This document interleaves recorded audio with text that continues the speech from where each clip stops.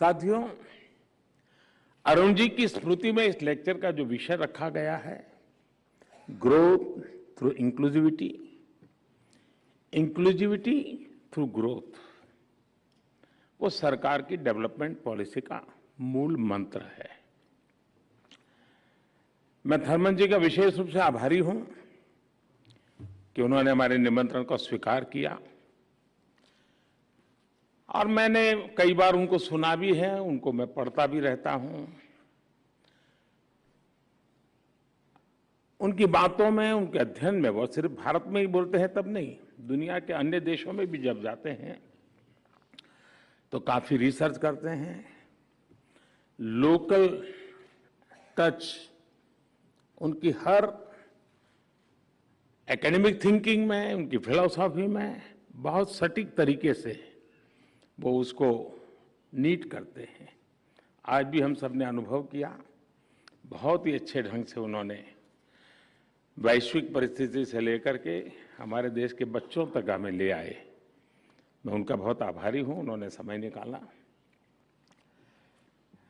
साथियों, जिस विषय पे यहां चर्चा हो रही है, जिस विषय को लेकर के आज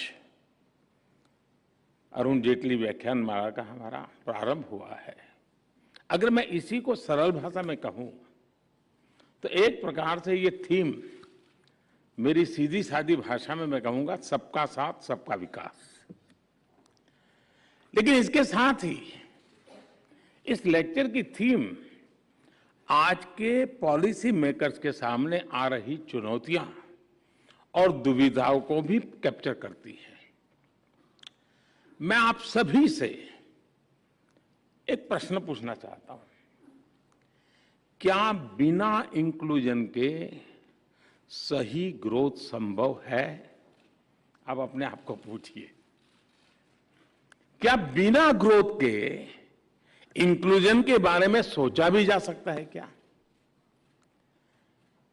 हेड ऑफ द गवर्नमेंट के तौर पर मुझे 20 साल से भी अधिक समय से काम करने का अवसर मिला है और मेरे अनुभवों का सार यही है कि बिना इंक्लूजन के रियल ग्रोथ संभव ही नहीं है और बिना ग्रोथ के इंक्लूजन का लक्ष्य भी पूरा नहीं किया जा सकता।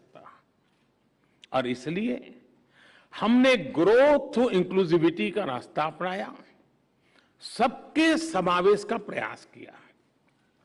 बीते 8 वर्षों में भारत ने इंक्लूजन के लिए जिस स्पीड के साथ काम किया है, जिस स्केल पर काम किया है, वैसा उदाहरण आपको पूरी दुनिया में कभी भी नहीं मिलेगा।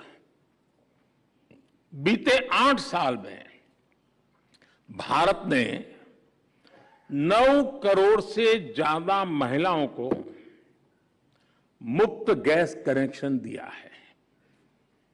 9 करोड़। ये संख्या south Africa, Australia, Singapore, New Zealand, इसकी सारी आबादी को भी जोड़ दें तो उससे भी ज्यादा होती है। यानी आप स्केल देखिए, बीते 8 साल में भारत ने 10 करोड़ से ज्यादा टॉयलेट्स बनाकर गरीबों को दिए हैं। थर्मन जी ने इसका बड़ा पैशन होकर के उल्लेख किया। यह संख्या साउथ कोरिया की कुल आबादी के 2 गुने से भी ज्यादा है। बीते 8 साल में भारत ने 45 करोड़ से ज्यादा जनधन बैंक अकाउंट खोले हैं। यह संख्या भी Japan, Germany, Britain, Italy, Mexico, इनकी टोटल पॉपुलेशन से भी करीब करीब उसके बराबर है। बीते 8 साल में भारत ने गरीबों को 3 करोड़ पक्के घर बनाकर दिए हैं। और मुझे याद है, एक बार आप ही के मंत्रिपरिषद के साथ ही ईश्वरन से मेरी बात हो रही थी, सिंगापुर के मिनिस्टर। जब मैं उनको ये स्केल बताता था हाउसिंग का, तो ईश्वरन ने मुझे कहा, तो आपको तो हर महीने एक नया सिंगापुर बनाना पड़ेगा। मैं आपको growth through inclusivity, inclusivity through growth का एक और उदाहरण देना चाहता हूं। भारत में कुछ साल पहले हमने आयुष्मान भारत योजना शुरू की थी, जिसका उल्लेख थर्मन जी ने किया, और आने वाले प्रमुख सेक्टर में उन्होंने हेल्थ सेक्टर की चर्चा भी की है। इस योजना की वजह से 50 करोड़ से ज्यादा गरीबों को अच्छे से अच्छे अस्पताल में और हिंदुस्तान में कहीं भी 5 लाख रुपए तक का मुफ्त इलाज मिलना सुनिश्चित हुआ है। 50 करोड़ लोगों को 5 लाख रुपए तक मुफ्त इलाज।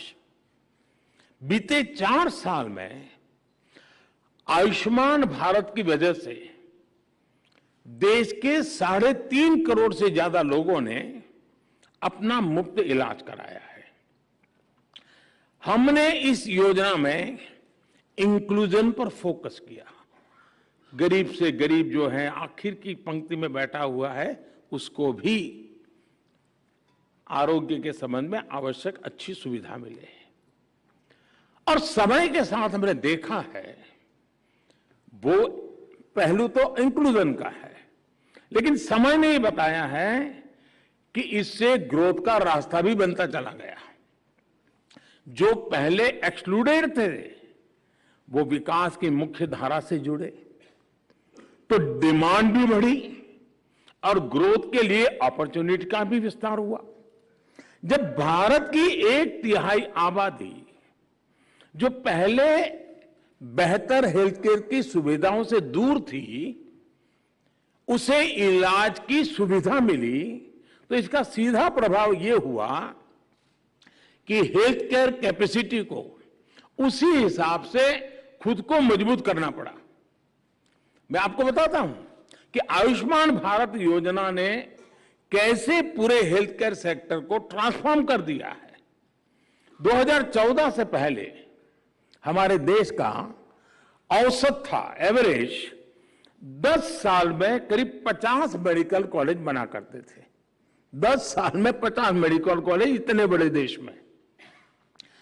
जबकि भारत में पिछले 7-8 साल में पहले के मुकाबले 4 गुना से ज्यादा, यानी करीब करीब 209 नए मेडिकल कॉलेज बनाए गए हैं। अब आप कल्पना कर सकते हैं कि कहां 50 और कहां 209। और आने वाले अभी 10 साल का जब हिसाब लगाऊंगा तो ये मामला और आगे बढ़ने वाला है, वो 400 तक पहुंचने वाला है। बीते 7-8 साल में भारत में अंडर ग्रेजुएट मेडिकल सीट्स में 75% की बढ़ोतरी हुई है। भारत में अब एनुअल टोटल मेडिकल सीट्स की संख्या बढ़कर लगभग 2 गुना हो चुकी है। यानी अब देश को कहीं ज्यादा डॉक्टर मिल रहे हैं, देश में तेजी से आधुनिक मेडिकल इंफ्रास्ट्रक्चर निर्माण हो रहा है। इंक्लूसिवनेस के लिए लाई गई एक योजना का जमीन पर ग्रोथ की दृष्टि से भी इतना बड़ा प्रभाव हम बिल्कुल देख सकते हैं, हम उसको आंक सकते हैं। और मैं तो आपको ऐसी दर्जनों योजना गिना सकता हूं। भारत के डिजिटल इंडिया अभियान ने, जिसका उल्लेख भी थर्मन जी ने किया, लगभग 5 लाख कॉमन सर्विस सेंटर्स ने गांव में रहने वाले गरीब तक भी इंटरनेट की ताकत को पहुंचाया है। भारत के भीम यूपीआई ने करोड़ों गरीबों को डिजिटल पेमेंट की सुविधा से जोड़ा है। भारत की स्वनिधि योजना ने रेहड़ी पटरी वाले साथियों को बैंकिंग व्यवस्था से जुड़ने का अवसर दिया है। जो हमारे यहां नगर पालिका में, महानगर पालिका में जो रेहड़ी पटरी वाले होते हैं, जिनके साथ हमारा रोज का नाता होता है, बैंक मैनेजर होगा, उसके घर में रोज रेहड़ी पटरी वाला माल देता होगा, लेकिन उसको बैंक में जगह नहीं होगी। यह हाल था।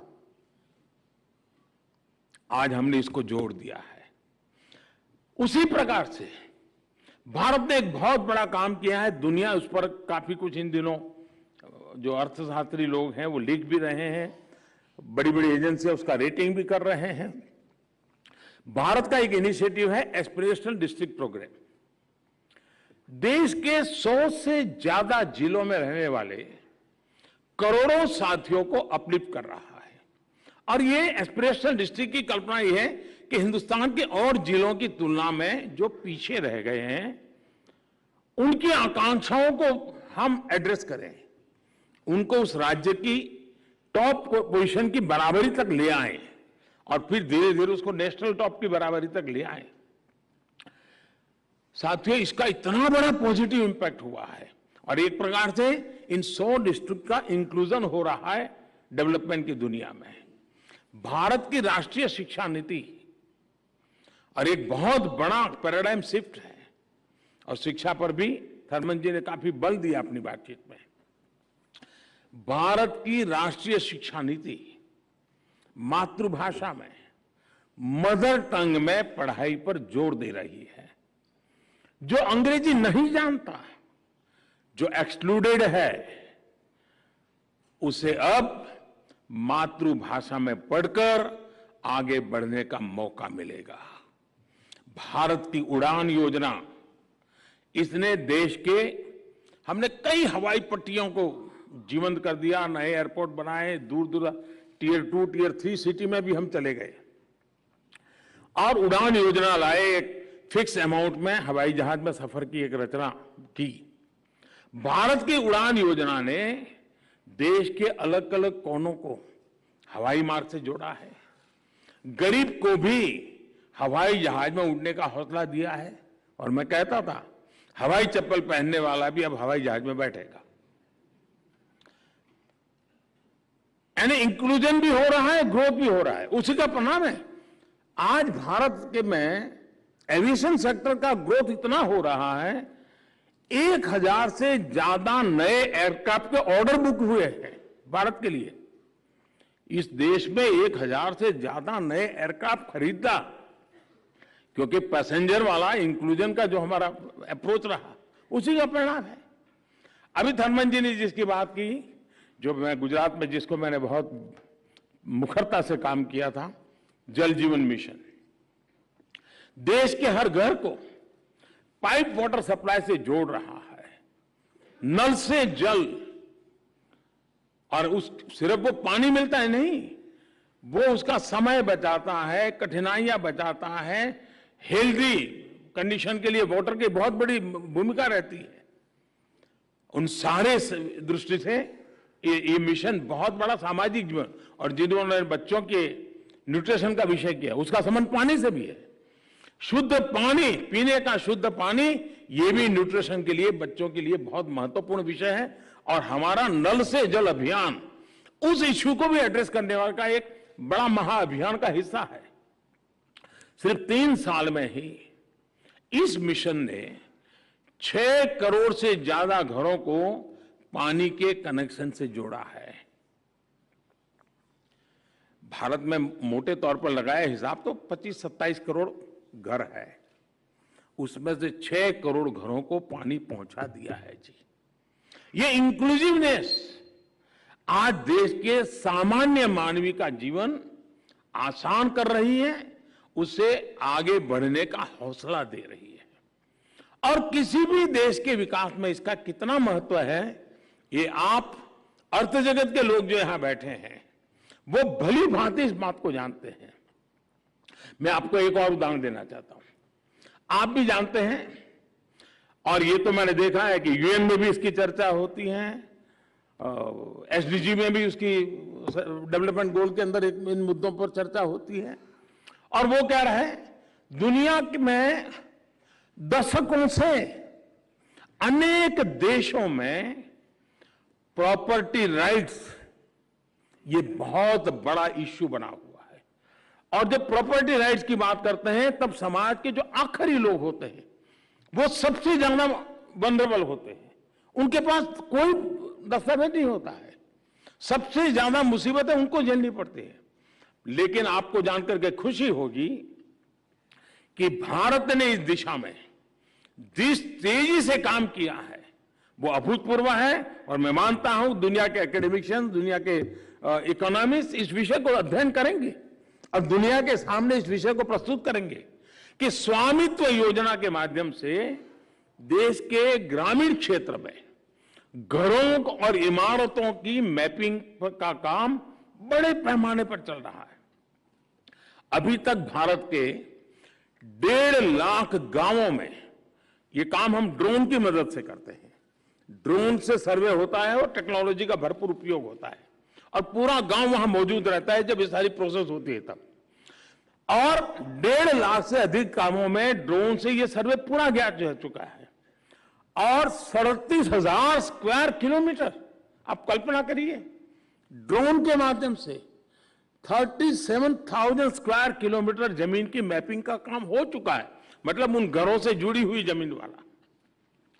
और 80 लाख से ज्यादा लोगों के लिए प्रॉपर्टी कार्ड बनाए जा चुके हैं और ये भी जो मालिक है उसकी सहमति से होता है, उसके साथ विचार विमर्श होता है, उसके अड़ोस पड़ोस के लोगों के साथ विचार विमर्श होता है। एक लंबी प्रक्रिया है और इसका मतलब यह हुआ कि इससे गांव के लोगों को बैंक लोन मिलना आसान हुआ है, उनकी जमीन अब कानूनी विवादों से भी बच रही है